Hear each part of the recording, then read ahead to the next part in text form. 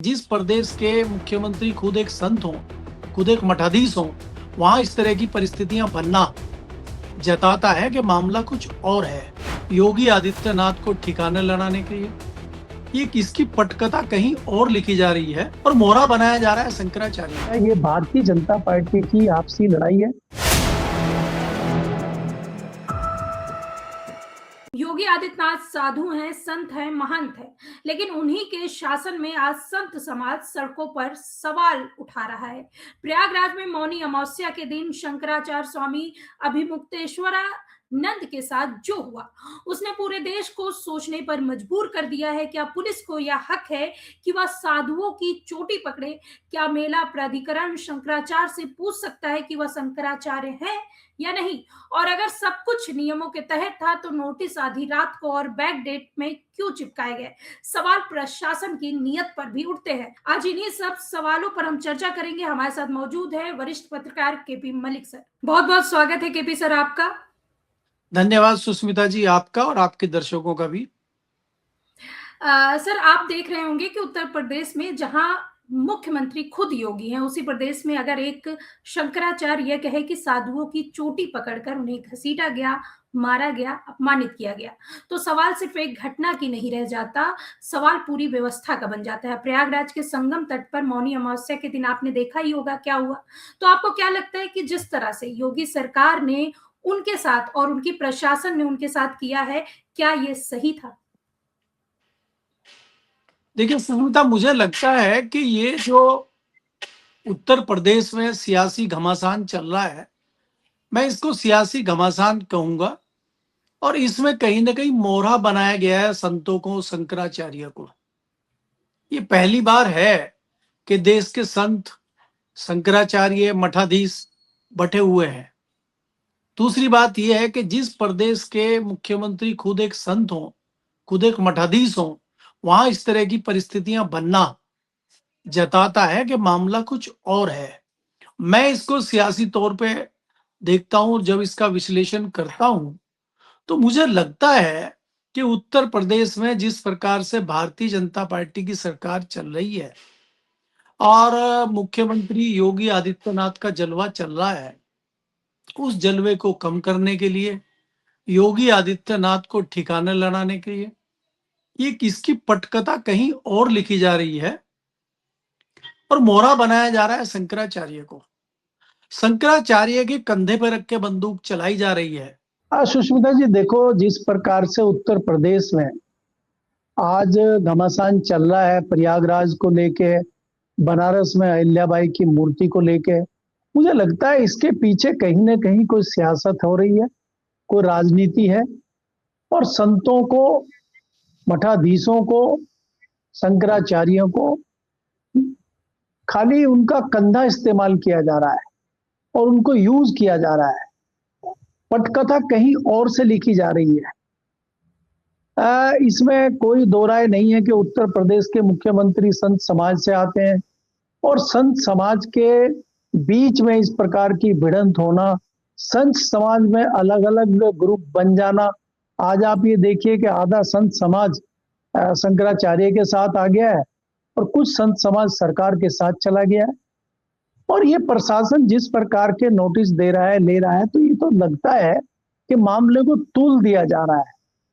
इसका अंत क्या होगा, इसकी परिणति क्या होगी, इसके नफे नुकसान किसके होंगे, एक मौका क्या जानबूझ के विपक्ष को दिया जा रहा है।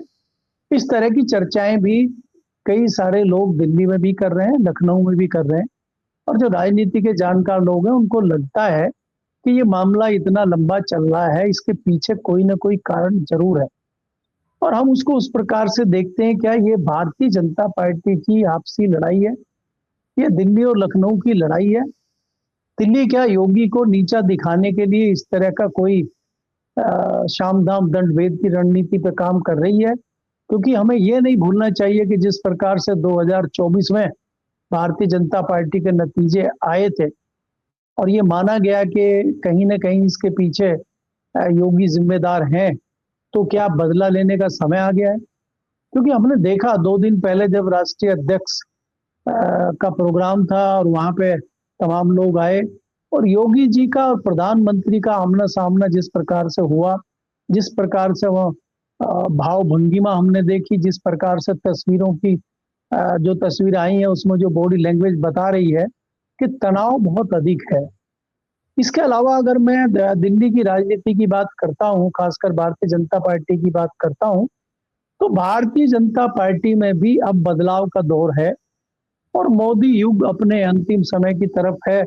मोदी युग बदलने वाला है। तो मोदी युग के बाद जो नया युग शुरू होगा, क्या वो अमित शाह के नेतृत्व में शुरू होगा या योगी के नेतृत्व में शुरू होगा? मैं इस लड़ाई को उस एंगल से देखता हूं। अगर योगी 2027 में रिपीट कर जाते हैं तो ये एक बहुत बड़ी बात होगी और दिल्ली या गुजरात लॉबी को इससे खतरा पैदा हो सकता है। तो क्या गुजरात लॉबी कहीं इस प्रकार की रणनीति तो नहीं बना रही है कि योगी को बाहर किया जाए? हालांकि ये सिर्फ चर्चाएं हैं। इन चर्चाओं के कोई तथ्य या कोई इस तरह के सबूत हमारे पास नहीं है कि हम कह सके कि सचमुच ही बात है। लेकिन इस तरह की चर्चाएं राजनीतिक गलियारों में हैं। जो सियासी विश्लेषक हैं वो इस तरह की बातें कर रहे हैं, क्योंकि ये भी एक इशारा कहीं ना कहीं दिल्ली से चल रहा है कि उत्तर प्रदेश का बंटवारा अगर कर दिया जाता है तो योगी जी खुद ब खुद निपट जाएंगे।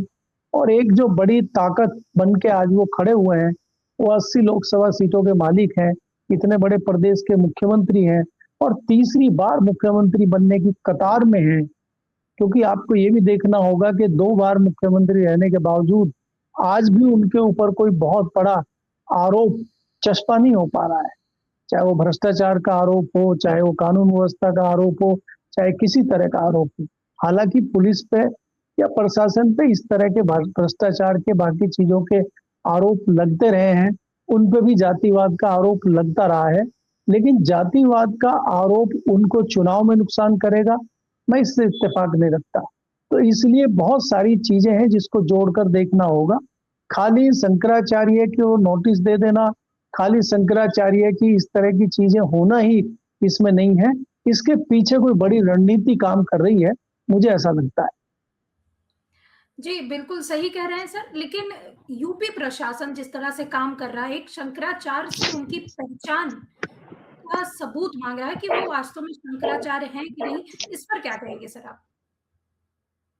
देखिए सुष्मिता, अगर आप देखें, मैंने पहले ही कहा कि प्रशासन जो काम कर रहा है वो कहीं ना कहीं किसी के इशारे पे कर रहा है। क्या वास्तव में उत्तर प्रदेश सरकार का इतना कंट्रोल है कि प्रशासन के लोग उनसे आदेश ले रहे हैं, या आदेश कहीं और से आ रहे हैं, या दिल्ली से आदेश आ रहे हैं? क्योंकि हमें ये भी देखना होगा कि जो वाराणसी का, बनारस का जो प्रशासन है वो ये माना जाता है कि कहीं ना कहीं पीएमओ से नियंत्रित होता है। तो क्या वो पीएमओ के नियंत्रण में है या लखनऊ के नियंत्रण में है? इस तरह की चीजें अभी हमारे सामने नहीं आई है। तो इसके पीछे क्या रणनीति है ये हमें देखना होगा। प्रशासन बिना बात के इतने आगे तक नहीं जा सकता है।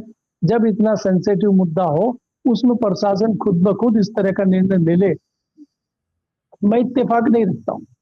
और दूसरा, अगर आप देखेंगे, यही शंकराचार्य थे कि जब प्रधानमंत्री जी इनका आशीर्वाद लेने पहुंचे थे, यही शंकराचार्य थे जब कुंभ में इनकी विशेष व्यवस्था स्नान की गई थी। ऐसा क्या हो गया 1 साल के अंदर कि आज आप उनसे सबूत भी मांग रहे हैं, आज उनके शंकराचार्य होने पर सवाल भी उठा रहे हैं, आप उनको लगातार नोटिस दे रहे हैं, आप उनको अपमानित कर रहे हैं? ऐसा क्या कारण है? तो क्या खाली उनके इतना, वो कोई पहली बार तो उन्होंने कोई सरकार के विरोध में बात कही नहीं है, पहली बार तो उन्होंने कोई वो हत्या की बात करी नहीं है, पहली बार तो उन्होंने सरकार की किसी कार्यप्रणाली पे सवाल उठाए हो, ऐसा है नहीं। वो तो लगातार उठाते रहे पिछले कई सालों से। और वो खाली भारतीय जनता पार्टी पे उठा रहे हो ये भी नहीं है, उन्होंने तो पिछले दिनों राहुल गांधी की भी आलोचना की थी। तो आलोचना करना सन्यासी का, संत का काम है। खाली इतने भर पे आप इस तरह का उनके साथ जो है व्यवहार कर रहे हैं, मुझे लगता है ये उचित नहीं है। इसके पीछे कोई बड़ी राजनीति में देखता हूँ। जी बिल्कुल सही कह रहे हैं सर, लेकिन योगी आदित्यनाथ के शासन में साधु संत सुरक्षित हैं या सिर्फ सत्ता के अनुकूल संत ही उन्हीं को अपनाते हैं योगी आदित्यनाथ? अगर सत्ता के अनुकूल कोई शंकराचार्य जाता है तो उनको शंकराचार्य मानने से भी इनकार कर दिया जाता है। क्या कहेंगे इस पर आप? देखिए, कहीं न कहीं कोई न कोई बात तो है कि जिस प्रकार से शंकराचार्य के ऊपर सवाल उठ रहे हैं और उनको प्रताड़ित किया जा रहा है या सरकार की तरफ से उनको नोटिस दिए जा रहे हैं। उनसे ये भी हुआ है कि भई जो सरकारी उनको कोई ज़मीन अलॉट की गई है या जो दूसरी कोई उनको कोई सुविधाएँ दी गई है, वो तमाम वापस लेने की बात हो रही है। तो कहीं न कहीं कुछ इस तरह की बातें तो ज़रूर हैं, लेकिन खाली योगी पर्सनली कोई दुश्मनी उनसे निकाल रहे हैं या कोई इस तरह की चीज़ है, वो मुझे नहीं लगता, क्योंकि सारी चीज़ें एकाएक हुई हैं। जहाँ अहिल्याबाई की मूर्ति का मामला बनारस में था, वो ट्रांसफर होके प्रयागराज के स्नान पे चला गया, शाही स्नान पे चला गया, शंकराचार्य के स्नान पे चला गया।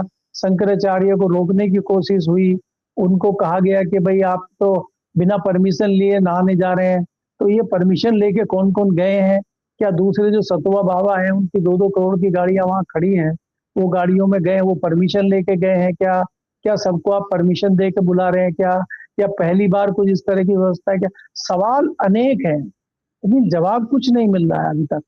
तो एक ही शंकराचार्य के ऊपर इस तरह की चीजें हैं या बाकी जो साधु संत लोग वहां पहुंच रहे हैं, सबके साथ ही इस तरह का व्यवहार हो रहा है, ये भी सरकार को बताना चाहिए।